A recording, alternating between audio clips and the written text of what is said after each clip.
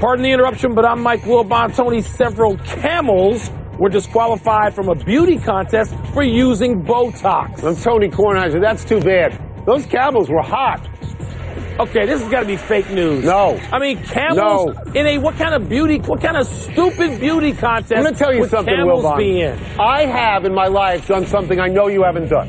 What? I have petted 2 camels. I went to a live nativity on Christmas Eve and petted 2 camels. Have you ever done that? I petted 1 in North Africa about 6 or 7 years ago. Yeah. 2 in Bethesda. Camels. I don't believe it. Dorset Lane. I need video evidence. Welcome to PTI, boys and girls. In today's episode, I don't do Instagram. LeBron congratulates himself. JJ Berea goes after John Wall. And could the Cowboys say see you to Dez Bryant? But we begin today with a report by Adrian Wojnarowski that the spiraling Cleveland Cavaliers have landed on Kevin Love as the blame for everything that's going wrong. Oh, and Isaiah Thomas and Tyronn Lue and the new GM and the owner. The only person not to blame is Jim Brown. The Kevin Love stuff centers on some teammates' doubt that Love was really sick the other day when he left the arena at halftime of the game against Oklahoma City. Wilbon, is Kevin Love the problem on the Cavs? No. The Cavaliers have 1,000 problems, and if you want to make Kevin Love one of them, or like 1/2 of one problem, fine. But I mean, Tony, there's not going to be a quick identification here or a quick fix. There's this report out there that they're trying to perhaps trade for George Hill, who's a good, catch and shoot 3-point guy now. George Hill's not going to solve everything that's wrong with the Cavaliers having lost whatever it is, 9 out of 12, and giving up $150 to Oklahoma City. No, Kevin Love didn't do all that. If you don't like Kevin Love, trade Kevin Love.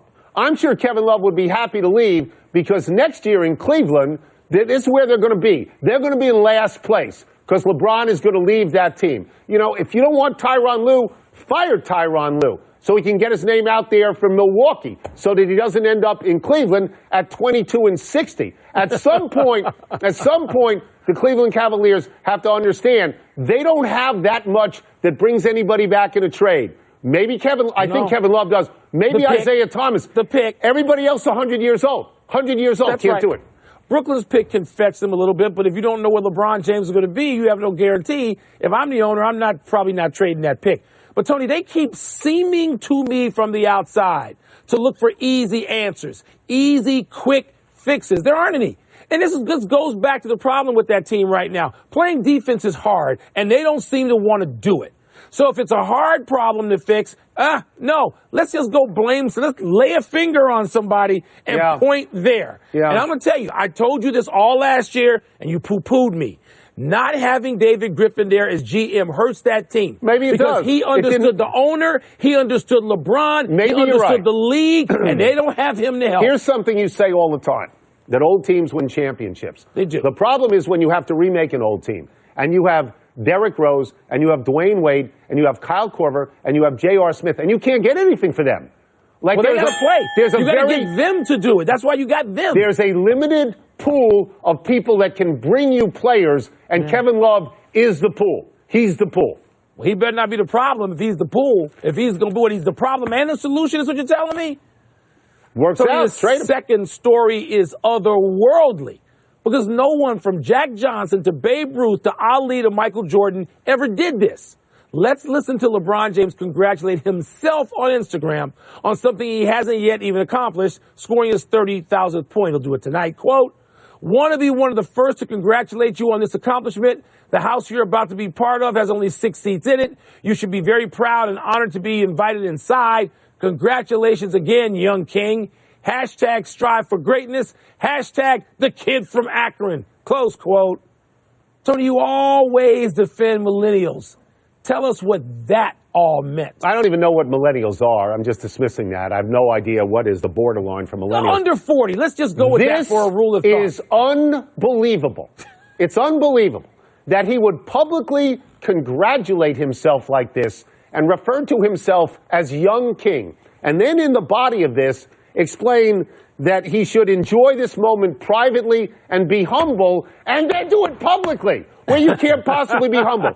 This is the first time since the decision where he went out there and he went, not 2, not 3, not 4, not 5. This is the first time that I think LeBron James has been utterly tone deaf and self-absorbed. And this is hard to believe, right? Okay. It's so hard for me to believe I don't believe it. Because LeBron James is not tone deaf. Because LeBron, as you and I have agreed on this on the air many times when it comes to serious issues in particular. He's very good. He's tuned in. Yes. He's on it. He's on the right side of all the big stuff. LeBron's a thinker. All right? I mean, he sits around, he ponders this stuff. And so I believe somebody else has his Instagram account. When I say somebody else, you think it's hacked? No. Because he ought to get out there right now and claim, I got hacked. I didn't do this. It could be one of his people. It could be somebody in his camp. They're not helping him. Charged with the responsibility of dealing with his Instagram, and they got a little ahead of themselves. Do you think it's possible? I don't believe LeBron did this. I don't believe it. Do you think it's possible Kevin Durant did it from his fake account?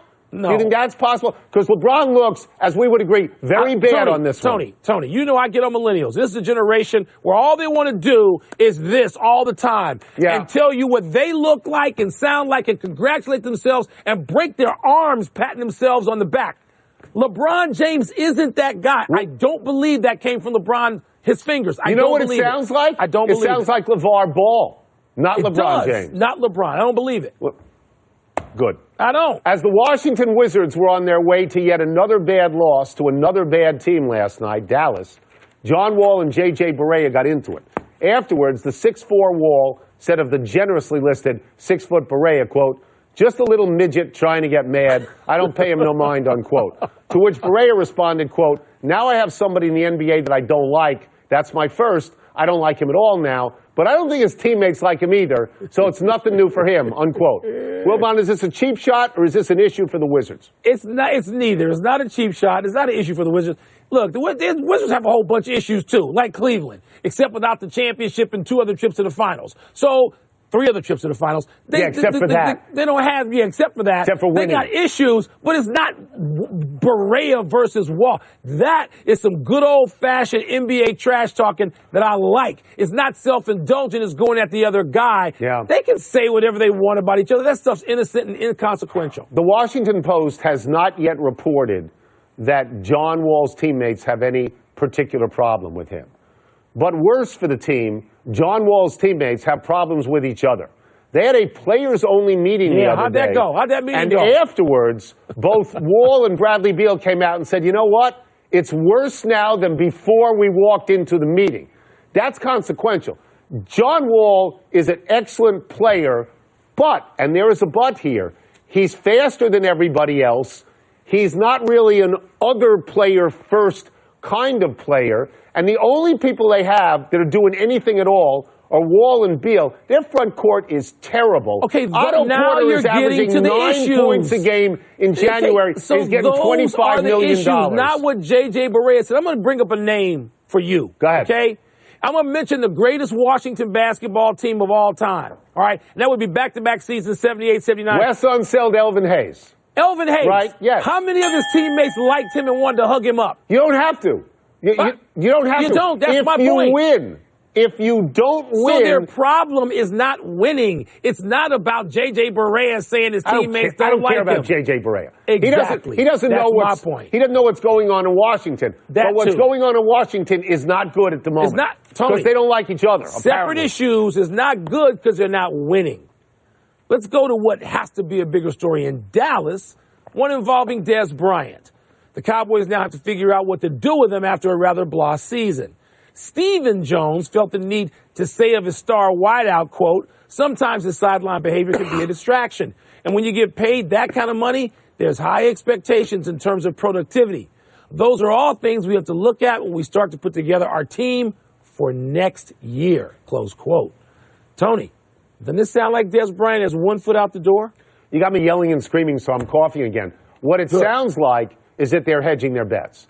And they're saying, if we can see the Dez Bryant, who got 1,000 yards and 14 touchdowns on a regular basis, then we can tolerate sideline antics. But if we're seeing a guy who's getting 700 or 800 yards and 6 or 7 touchdowns, we can get that guy and get that behavior on the sidelines a lot cheaper. Right. Yeah. A lot cheaper than Dez Bryant. So I think they're setting this whole thing up. Their problem is, it seems to me, Dak Prescott does not have a relationship with Dez Bryant that Tony Romo did. Dak Prescott goes to the tight end or goes to the slot receiver. And so hands it off. Yeah, right, to Ezekiel Elliott. So if Dez Bryant isn't your featured guy, then you don't have to pay him that kind of money, right? Tony, you can get rid of him. You can watch him go somewhere else like the Chicago Bears did. Alshon Jeffrey catch a pass to help him get his team in the Super Bowl. So NFL teams are arrogant and often stupid about these things because they can get rid of people because they regret the contracts they signed you to 4 minutes ago. They regret them. They don't have to stick to them. They don't have to be of their word. They can just say, you know what? It's too much money for a guy ranting and raving. Get out. They do this every year. All teams, including the great teams like New England, they do this, Tony, and there's no accountability whatsoever. But Matt Ryan always looks for Julio Jones. And Ben Roethlisberger always looks for Antonio Brown. Those guys are younger, and they are with their quarterback. And Aaron Rodgers always, who's he looking for? Jordy Nelson, okay? Because you have a relationship. Dak Prescott basically just got there. He does not have that rapport just yet. So you want to get rid of Dez Bryant, really? I don't. Dez Bryant can't help somebody else next year? I don't. And I'm not even a Dez Bryant guy. I don't want to get rid of him. I think he's overrated and great. If you can be both those things, overstated often, you can be. No, you can't be that. The Cleveland Browns have the #1 pick in the NFL draft, and they need a quarterback. Josh Rosen of UCLA has reportedly made it known he'd prefer not to go to Cleveland. Sam Darnold of USC has been lukewarm about Cleveland, but Josh Allen of Wyoming wants Cleveland. Allen told 92.3 The Fan in Cleveland, quote, "I wouldn't want to be the guy that turns around the Cleveland Browns. The guy that does that is going to be immortalized in Cleveland forever," unquote, which is true. Wilbon, is this a wise ambition for Mr. Allen? Yes, of course it is, Tony. Look, I mean, I can't think of many cities that if you are great there, your life is made forever and ever more. I mean, when I see Jim Brown come to a Cavaliers game and people literally bow down before him, and that's the great Jim Brown. Yes. But even Bernie Kosar, Tony, remember when Bernie Kosar, who's from Northeast Ohio, said, I want to go to Cleveland. This is absolutely the right call is Bernie Kosar. I think it was a supplemental draft. And I think he might be from Boardman, Ohio, or something like that. And he said, give me Cleveland, and they loved him. If this kid says, give me Cleveland, it is an unbelievable hot mess in Cleveland. Their coach is 1-31. They turn over coaches. They turn over GMs. They turn over special assistants. Their ownership has not been good and has had no patience. If this kid goes there and is good, he owns it. He owns it. He walks on the lake. You got to look no further than LeBron. Now, of course, he's one of the 5 greatest players maybe ever, but we don't know what this kid's going to be. You don't have to be that great. If you go there and win, you get it turned, you get to the playoffs. Yes. Tony, if you go and do that, look, Bernie Kosar still is celebrated when he walks around Cleveland. I know because they just did it in the World Series last year. New offensive coordinator, Todd Haley. If he works with this kid and it's good, that might not all they got to win is 5 games, and he's gone. Not 5, but if he gets to the playoffs. Mike, the coach is 1-31. Well, yeah. Let's take a break. Coming up, the top college basketball player in the country says he's going to play different starting tonight. Is that a good idea? Yeah, get those turnovers down. Is Steph Curry really changing the way young players are shaping their games? We're going to ask Tom Crean. What are millennials by your definition? Under 40. Everybody in the world under 40? Well, we got a big-time college basketball game tonight. 5th-ranked Kansas takes on number 12 Oklahoma, and the freshman many consider to be the best young player in the country, Trae Young. We are pleased to welcome back to the show a man who'll be calling the game for ESPN, Tom Crean. Let us start with Trae Young, who's got great numbers in points and great numbers in assists, and here and there, very, very high numbers in turnovers as well. He says he's going to play a little differently from now on. As a coach, what would you recommend he does? Well, get back to what makes him great. And like right now, his vision is so good, whether it's seeing the rim, but most importantly, seeing the floor. And when he was really starting to roll this year, their fast break was phenomenal. Now, they still scored 26 points in transition, but his ability to throw the advance pass, and I think what's happening right now is he's got the dribble just a little bit too much, and the dribble is not like pushed out and thrown ahead to the open guy the way it needs to be. So just get back to playing even more explosive, give it up a little bit quicker, go somewhere on those first couple of dribbles. But at the end of the day, you can't take his confidence, and he's got a fearlessness and an absolute just belief in himself and his teammates that's incredible. And you don't want that to go anywhere. So harnessing it a little bit, but really, really letting him feel like he can control the game with his vision. Tom, whenever you watch this kid now, somebody is comparing him to a young Steph Curry. And you see so many high school and young players out there now. Is there that kind of effect? Does Curry have that kind of effect on kids coming into college and young kids now in terms of the way they play or try to? Oh, I don't think there's any doubt. Everybody wants to. We had drills that were Steph Curry type drills with lateral dribbling and creating space. And you know what it does? It makes people play quicker, and they want to get the ball off quicker. Now, a lot of people want to emulate Steph Curry. A lot of people want to be like him, steal ideas from him. But there's no doubt Trae Young is the closest thing to it that I've seen, because it's just uncanny. His ability to play off either foot, use either hand. Absolutely. You drop your hands a little bit, and he gets that shot off so quick, and he surprises you with how sudden he can shoot it. I mean, so of all the guys that have come through since Steph Curry, he's the closest to it without a doubt in my mind. Tom, I want to broaden this out a little bit and look at sort of a trend. A lot of ranked teams have lost this season already to unranked teams. What is that saying to you about this season? And as you look ahead a little bit, does it suggest anything about the tournament? It suggests that it's going to be wide open, and there's going to be some very surprised teams, I think, once you get not only to the field of 32, but the Sweet 16. And there'll be surprises, and it really shouldn't surprise anybody this year, because it is really hard to win on the road anywhere that you go. You get a road win right now, that's like double. I know it counts a little over one in the RPI, but it's like getting double, especially in a league like this. Big 12 is a great example. Early in the season, there were 6 teams that were winning by the scoring margin was over 10 points a game. Now, West Virginia is sitting about 7. Everybody else is sitting between 2 and a little bit under in the minus area. And this is a great league. Winning games, close games, is going to be the great separator right now. And I think we could name all kinds of leagues that are in that same boat. There's some really efficient teams like Villanova, Purdue, Michigan State can hit that. I think Kansas is hitting that. But there's also a lot of teams that are going to get better. And I think when we watch Oklahoma right now, they had a little bit of a lull last week because Trae Young probably tried to do too much. They didn't get the ball moving. He had the turnovers. They get back to playing the way that they're capable of. They're another team that's going to rise right back up. And this, I know they're already ranked in the top 15. But I think it's going to be a lot of fun. The rest of January and February is going to be wild. Okay, so this is terribly unfair, but we're going to ask you this question anyway and get you out of here on this. Bearing in mind everything you have said and the volatility of the season this year, give us 4 teams that you think are just a little bit ahead of the others. 4 teams. Start with Villanova. Go to Purdue. Right now, I'm going to jump with Kansas because of the senior guards. I think that they are, and then I think the way that they're playing right now out west, I'm going to go with Gonzaga. I think Gonzaga is playing well. Rui Hachimura is on a roll. He's shooting in league. He's darn near 80% in the league right now, coming off the bench. They've got a leader in Josh Perkins. So those would be my 4 right off the top of my head that I would run with. Well, luckily we have a couple of months left. You don't have to worry right now. Thank you, Tom, for being with us. No prompt. That is 4 right there. Thanks a lot, Tom. Thank you. Let's take one last break, but still to come, Alex Rodriguez becomes an ESPN colleague. Is Wilbon still going to rip him? Oh, come on now. Come on.